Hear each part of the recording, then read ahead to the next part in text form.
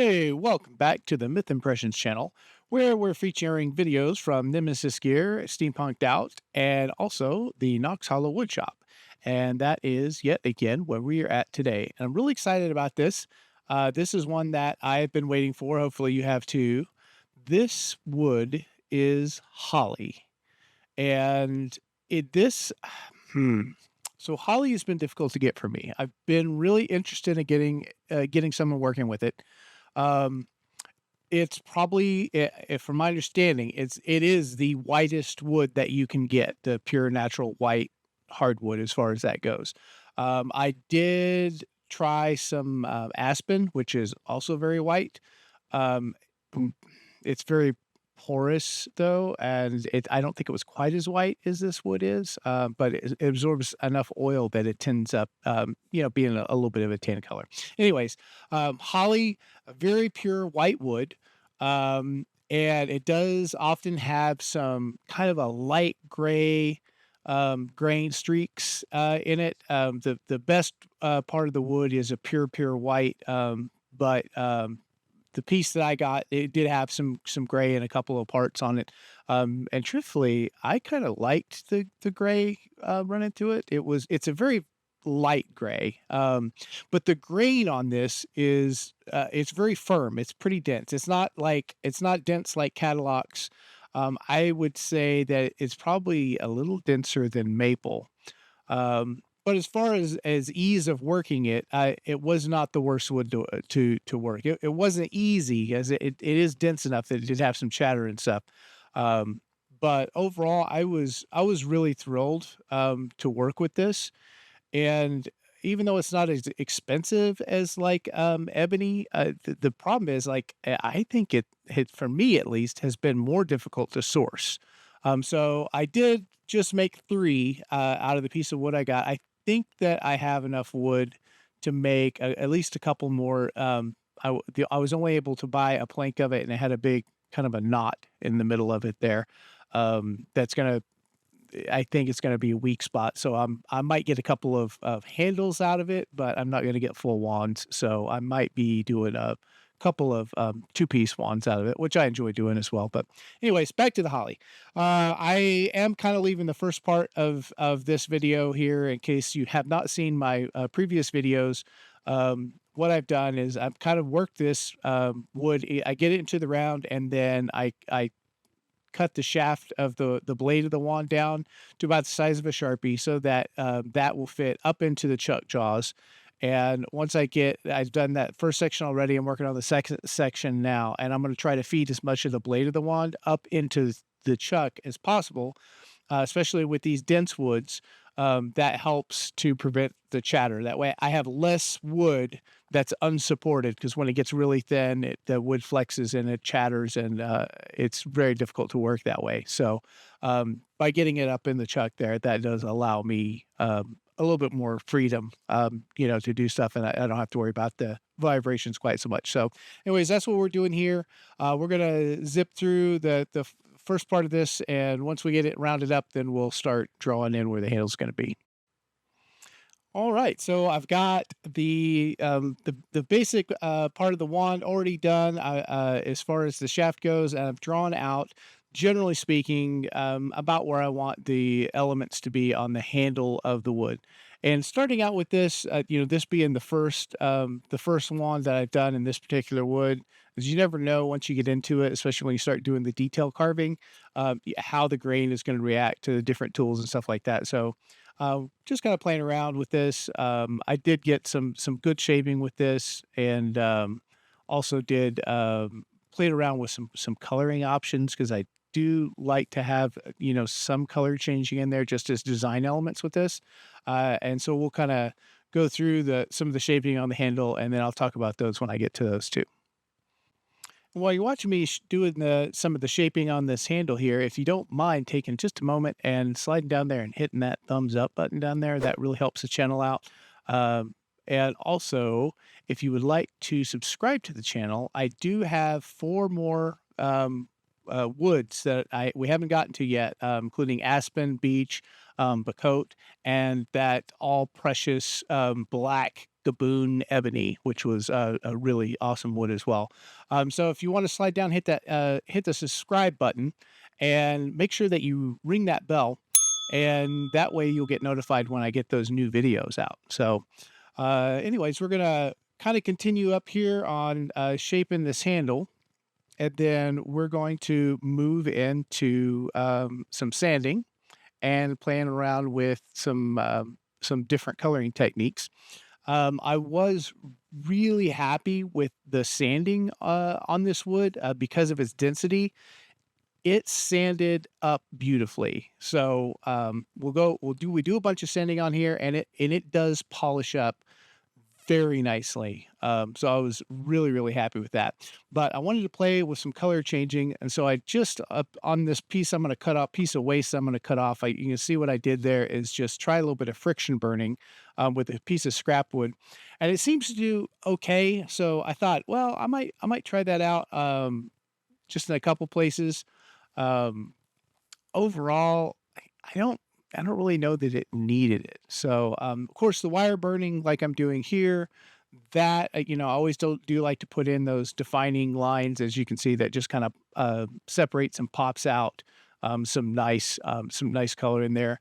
But I'm gonna try doing the friction burn right here on this the guard area of the wand, just right above the grip, and then just some accent lines on that, and then we'll sand that out and see. And it did okay. Honestly, friction burning isn't always my favorite look. It does add to it. It does add some color change to it. And it just kind of depends on the wood. But for Holly, I'm not sure that if it's my preferred method. And after I did a little pre-sanding there, I did come back in with the torch here just in a bit. I'm going to go ahead and part off the tenon here, the scrap wood, and then we're going to kind of shape that up. We'll do some sanding, and then once I get that pommel sanded up, you'll see me come back in with the torch on that as well. And I was just trying to darken up some of those areas and make them a little bit more even. The problem with the torch is the the precision on it is not great. With the friction burn, it's only going to burn where you're touching the woods together. With the torch, it's just it spread that heat spreads out, and especially like high sharp areas will burn quicker, and the heat can distort it. So again, it's another one of those things that sometimes is kind of hit and miss on where you can use it and what you can do with it. Overall, I think it looked good. It turned out nice. So I did a whole bunch of sanding, of which of course I've edited out, and then I'm just kind of wiping this down, and we'll get a little bit of I'll show you here with what it looks like before we put the oil on it. So you can see even in this lighting, it's so white that the highlights, that the whitest part of it is blown out. And I tried to like lower the exposure a little bit, darken these frames right here up with, so I have the oil on there to show you. And it's still like the highlights are unrecoverable. So you can see it's a very white wood. These are the final product photos that I did actually in the photo studio with proper lighting. And as you can see, it is a very light, bright white wood. It has a very even grain to it, so it does polish nicely, and it's got a nice look to it. But why don't we jump into the other wand? I think it's got a little bit more grain, some color variations in the grain. They're very minimal, but hopefully those will come out at least on the final product photos. So let's jump into that. And I've gone ahead and cut out the first section of this wand. It's the same as the first wand, just turning the shaft or the blade of the wand down to fit inside the chuck. And I've just skipped ahead to right where I'm going to start shaping the handle here. And I'm going to try something a little bit different on this. I'm going to see how the ebonizing fluid works on it. It doesn't react much, which I kind of expected. Honestly, actually reacted more than I thought. So, anyways, we'll get that marked in. But you can see here there is a little bit more grain to this handle, at least. Well, it's not spinning. You can see it. So, and that did turn out nice. It's still really super pale white, and the grain, the colors itself. It's a really nice, just uh, gosh, it's not a real obvious bold. It's a very subtle. look to it. So I was really actually pretty happy with that. Anyways, while we're kind of watching the shaping here, if you are enjoying these videos and you wanted to support the channel a little bit more, we you can become a member subscriber, and that will help afford to get some better video equipment so that when we do ones like this, I can adjust. Right now, I'm just using my phone out in the wood shop because I don't want to use my really good product photo camera to bring out here and get dusty and stuff. So if you want to slide down there and become a member supporter for as little as $1 a month, we're going to have hopefully some wand giveaways in the future if we can get some enough supporters for that. As well, and that'll help support the channel and hopefully get some better video equipment, so you can get a better picture of how I'm doing all this. We've got a lot of other things coming up as well. I've got some cool ideas for some leather stuff that I'm going to have here in the very near future as well. So consider doing that, and we'll just kind of continue watching some of this shaping, and we'll move to the next step here. And of course, always sanding as well. And the sanding, I kind of consider it a part of the shaping, especially with the coarser grits.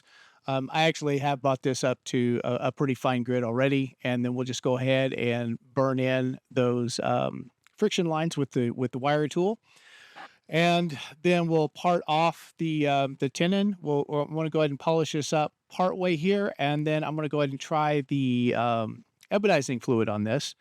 And so the ebonizing fluid was interesting. It did darken it, but I'm not 100% sure if it was actually reacting with the wood as much as um, more staining it, because it is the ebonizing solution is steel wool soaked in vinegar, and it dissolves, so it kind of has a rusty color to start with, and it looks like it's darkening it, but when all was said and done, it ended up being kind of an orange color. So I don't know if that was just, the stain from the ebonizing fluid itself, or if it darkened the wood, or maybe a little bit of both. But it wasn't a really substantial color change, enough that it was worth doing. It just wasn't a bold color change. So I ended up just doing these couple of little accents on here, and we'll get that polished all the way up now. I'm taking this all the way up to a 2000 grit, and as you can see, it already has a bit of a shine on it. But I really liked this piece because in the blade itself, once I get it polished up, what the blade here has got like a little bit of a knot in it, and the grain was really kind of wavy and curly and stuff in there. So you can kind of see some of the grain here, and see that really pale gray change in the tone of the wood, and then there's a knot right there. And we'll get some oil on it here, and you can see the oil doesn't change the color much because it's dense enough that the oil doesn't, it doesn't get super saturated, but it's got a really interesting grain pattern, especially right here, that I really, really liked. So all in all, again, I think that this one turned out really nice, especially for my second shot with the holly. And here's our final product photos. You can kind of see the color change there that we had. Nice subtle change, really nice color in the grain itself, so that it's not completely pure white, but it does have a little bit of grain and stuff to it as well. So all in all, Holly, got to say, thumbs up. I don't know if it's a 10 of 10, but I would definitely rate it really, really high. It does look like it's going to be one of my favorite woods as far as looks go, kind of in the upper mid range on how easy it is to work. So hopefully you enjoyed watching this video, and we'll help you support the channel. So we thank you all for joining us. And until the next time, we'll see you on the next video.